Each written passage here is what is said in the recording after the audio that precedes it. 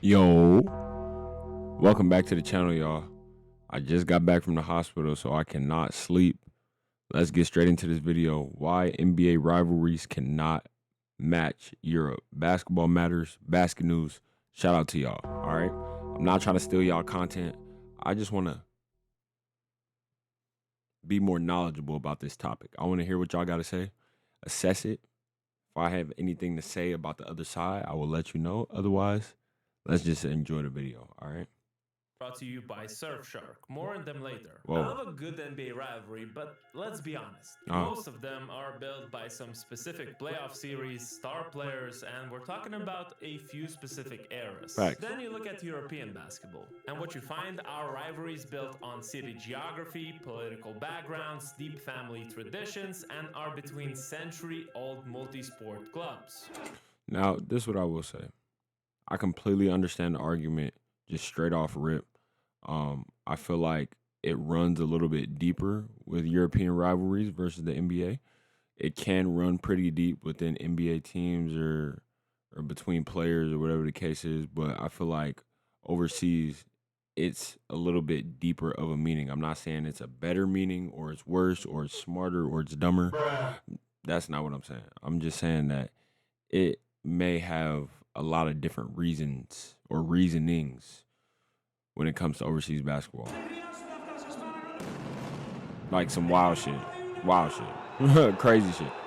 Blow up the stadium type That's shit. why today I want to explain three major European basketball rivalries that make the NBA ones look kind of soft. Before we jump in, make sure that you subscribe to the channel and put your notification bell on, because that's the only way not to miss out on our next video. Shout out to my guy who's talking right now.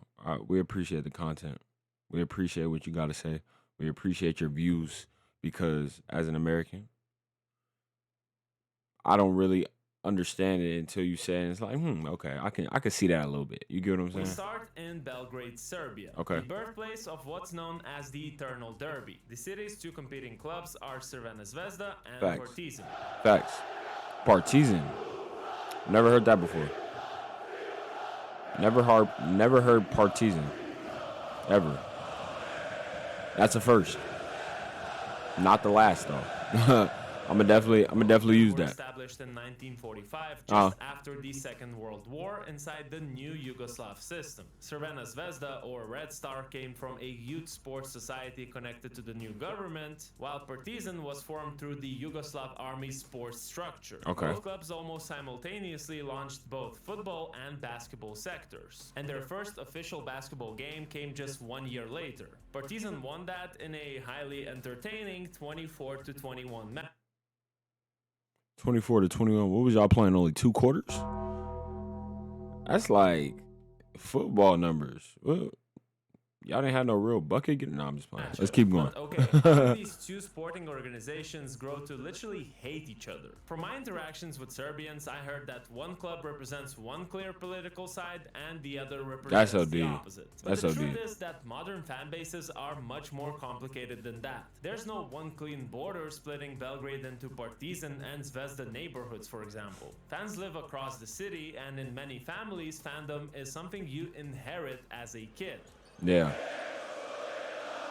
I hear you. So basically, they got the kids getting to it early. Yeah, make a decision, youngin', because that decision affects your whole life.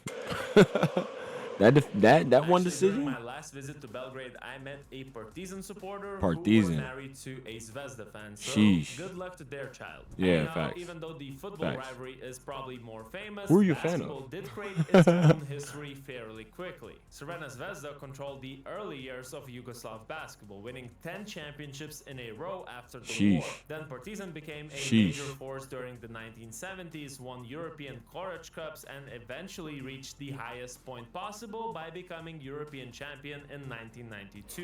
Yeah, that's fire. The final seconds. 4 seconds to go. And is that the three-pointer? It is. So he got that foe on his back. Yeah. Yeah, you see it. Essentially, this wasn't just Clutch a global time. rivalry moved into an indoor arena. Both basketball sections have given their fans real reasons to feel superior and real reasons to hate the other side. Partizan dominated much of Serbian basketball through the 2000s and Yeah. early 2010s, while Zvezda answered with its own long run of domestic and Adriatic success during the following decade. Now, their all-time record as of August 2026 sits at a close 163 to 148. Damn. So basically, every generation of fans watched one club control the country while the other fought its way back. And now that both teams have returned to the EuroLeague stage since 2022, the rivalry feels even bigger, both when it comes to the My bad, y'all. atmosphere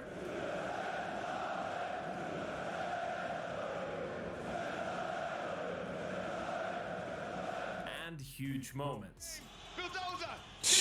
Nedovic rises. The Troika! To this day, I With the bad hand. Yeah, so somebody is winning the series by what, 15 games? That's tough. Yeah, that's very tough. I want to see who's winning the series one more time. Hold on. they close 163 to 1. Yeah, so Partizan is winning the series 163 to 148. Red Star, y'all better catch up. That's all I gotta say. Y'all better catch up. Nedovic rises. The Troika! Nedovic iced that shit though and quieted the whole To this day, arena. I remember my visits Except to they Serbia, fans. and those basketball games were the most memorable atmosphere I've ever witnessed in person. That's tough.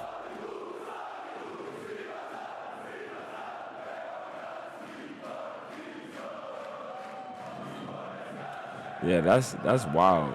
That's wild. Show up every single Basically, time. there are two ultras groups responsible for it. Partizan's organized supporters are known as the Grobari or the Grave Grobari? Diggers, while Zvezda's are called the Delia, aka the Brave Ones. They bring these huge Who's better, Grobury or the Delia? Yeah, y'all let me know in the comments. flags, smoke flares, coordinated banners, and of course the chants.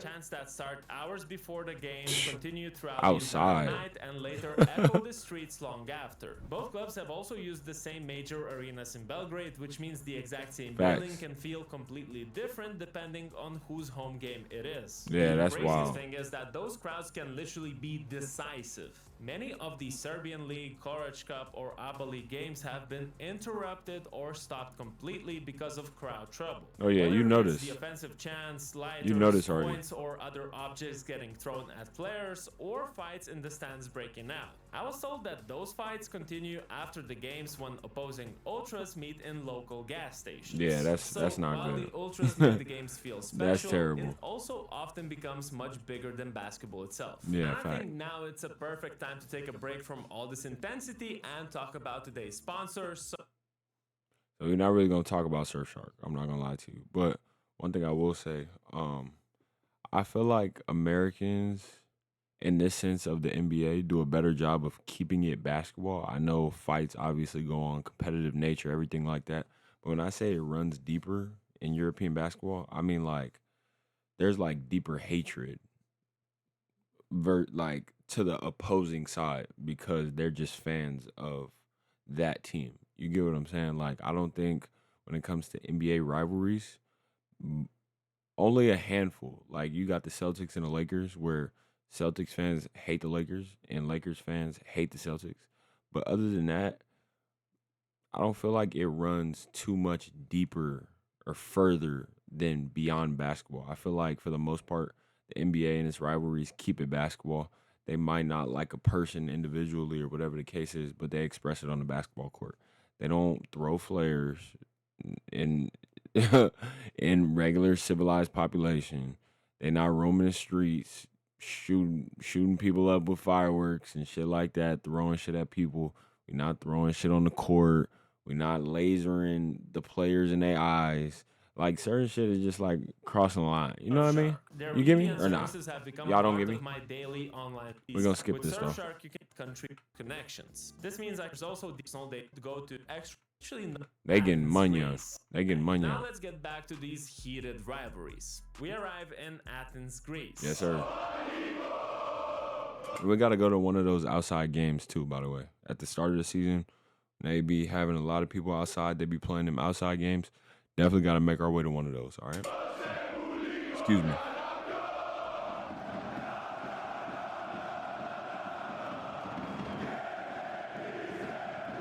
Liddy. This is where Panathinaikos and Oh. Olympiacos have their own version of the Eternal Derby. Yeah, Well, fact. not exactly. Theirs is called the Derby of Eternal Enemies. Anyhow, Sheesh. Panathinaikos comes from Athens, while Olympiacos is based in the nearby port town of Piraeus. Athens, while Olympiacos is based in the nearby Port town, right? Not poor. Not Poor.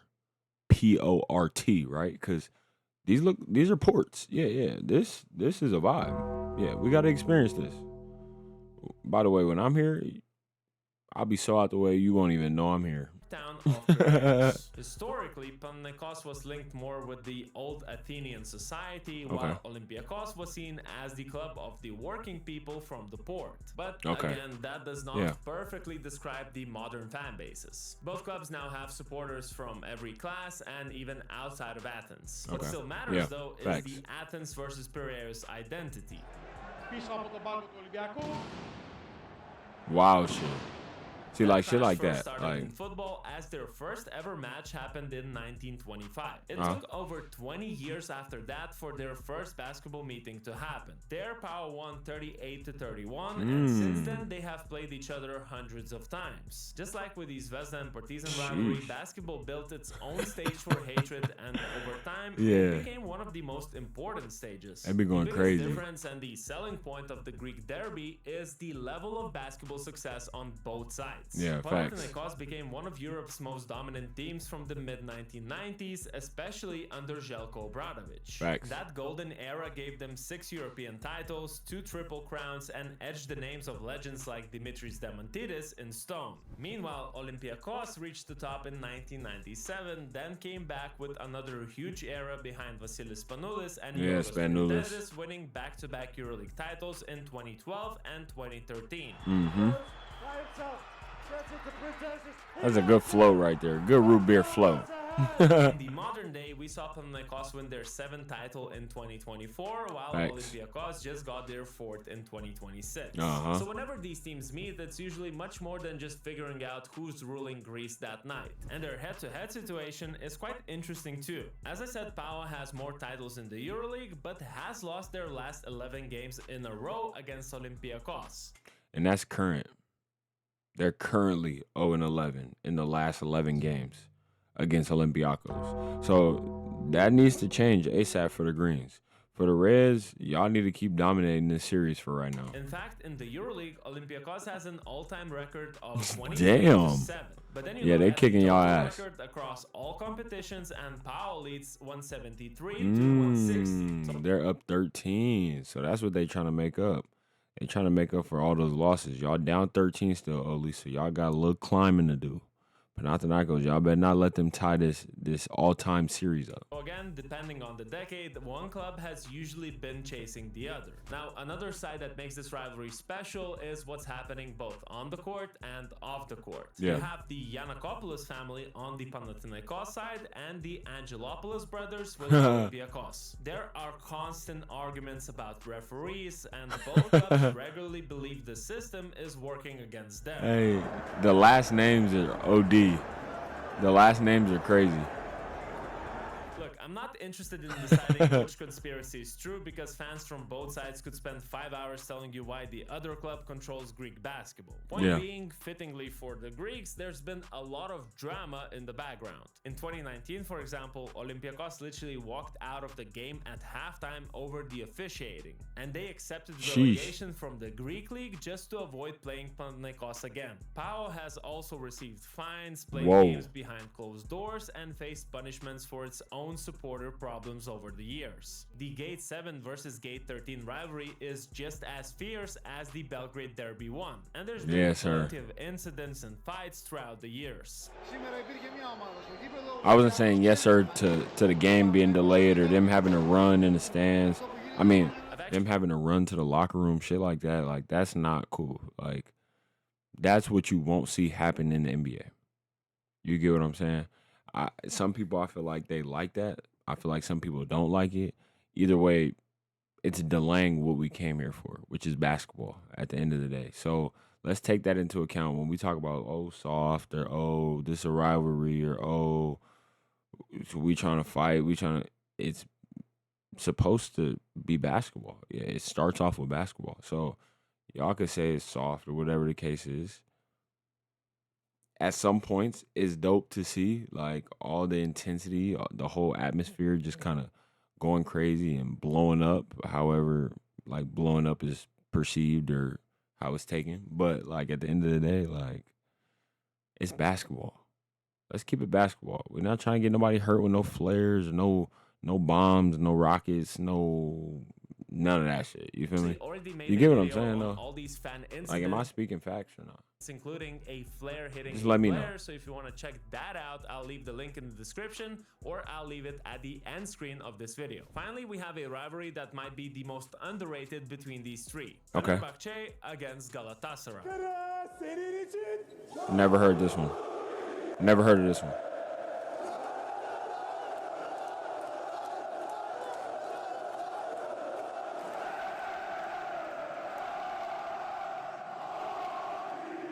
Yeah, I don't. Yeah.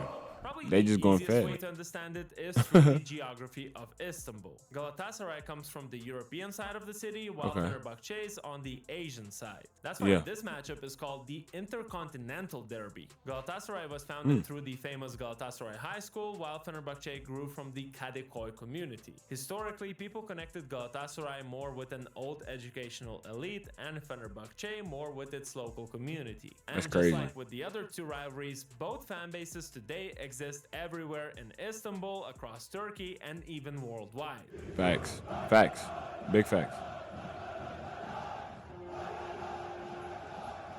Worldwide for sure. Europe versus Asia concept is helpful, but this is really a rivalry between two major football clubs in Istanbul. I think out of the three rivalries we talked about, this is clearly the one where football should take the credit. But that doesn't mean that basketball games don't matter. They have the same colors, chants, and supporter groups showing up. So even if the basketball teams are having completely different seasons, fans still treat the game like a battle for the whole club.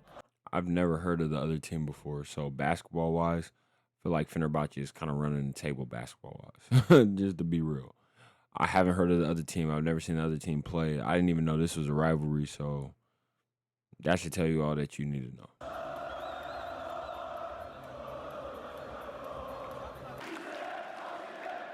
They fans don't feel that Basketball intense to history me is right there. way more balanced than you would think. Galatasaray was one of the early pioneers of Turkish basketball and won many of its championships during the first decades of the sport. Fenerbahce had its own early success, but its biggest rise came much later. Since Facts. 2006, Fener has been a regular EuroLeague team. Later, they evolved into a serious contender and finally won the competition in 2017. 2017. Galatasaray didn't We watched reach that same too. level in the modern era, as actually their last season in the EuroLeague was in 2017. That followed their 2016 Euro Cup title, which is still one of the biggest moments in the club's Tough. basketball history. So we should be honest, Fenerbahce has clearly been the more successful basketball club, especially in the last Definitely, few decades. definitely. But that doesn't mean that the games are boring or meaningless for Galatasaray or Fenerbahce fans. The all-time series just haven't has seen 'em. also remained competitive. That's all. Across all competitions, Fener is leading. Oh, damn.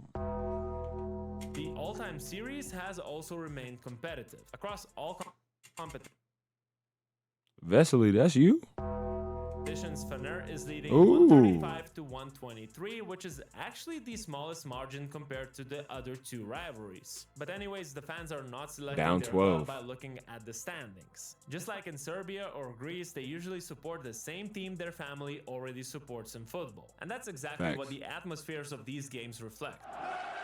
Facts. People get inherited into these rivalries. Kids get You get inherited the yellow and blue into these fan bases. Once they come out the womb, once they get about 3, 4, 5 years old, you got to make a decision. Are you partisan? Partisan?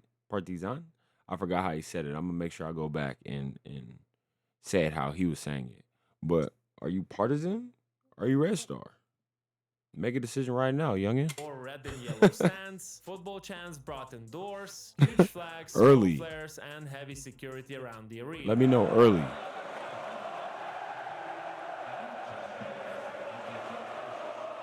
Both supporter groups have created great scenes, and both clubs have also been punished for crowd problems at different points. One of the examples sure. was the 2014 Ugh, Turkish give me run. that cookies. Fenerbahce and Galatasaray reached a deciding Game 7, but Galatasaray believed Fener should have received a stronger punishment after crowd trouble in the previous game. Galatasaray decided not to appear in that game, and Fenerbahce He was awarded angry the right game there. 20-0 He was so and became mad. champion. No The cap. biggest domestic series of that year ended without the final game ever being played. And trust me, these game interruptions happen all the time in the Turkish league, which just shows you that this rivalry will always matter even when Galatasaray is outside the EuroLeague. So yeah, these are three rivalries that are intense for different reasons. I feel it. One has feel the it. political divide, the other is about geography, and the last one is influenced most by football. And at the same time, all share some similar features. Now, for those asking where's El Clasico, I just didn't think it's worth making this list when it comes to basketball. Why And not? as for any other rivalries, I'll be waiting for you guys in the comments below. Which rivalry do you think is the most intense in this list? And which ones did I miss out on and should have included? Drop all those thoughts below. Also, make sure that you like and hype this video so you help our channel grow further, and subscribe if basketball matters to you too. Facts. Hey, shout out to Basket News. Shout out to my guy that was just narrating that whole video, telling us the whole backstory and everything like that. I agree with most of what he's saying. Geography is a big piece. The other reasons that he was saying is a big piece, but we also have to remember the other side. So the way we're comparing from EuroLeague to NBA, now we have to compare NBA to EuroLeague. Y'all let me know the difference in the comment section. Y'all let me know the biggest rivalry in the EuroLeague. Y'all let me know the biggest rivalry in the NBA. I got the Greek Derby. That, to me, that's just the biggest rivalry almost in all of sports. But y'all let me know. We want to hear y'all opinions. I appreciate Basket News always for providing us this great content. Like, comment, subscribe. Let's run it up. I'll see y'all very soon.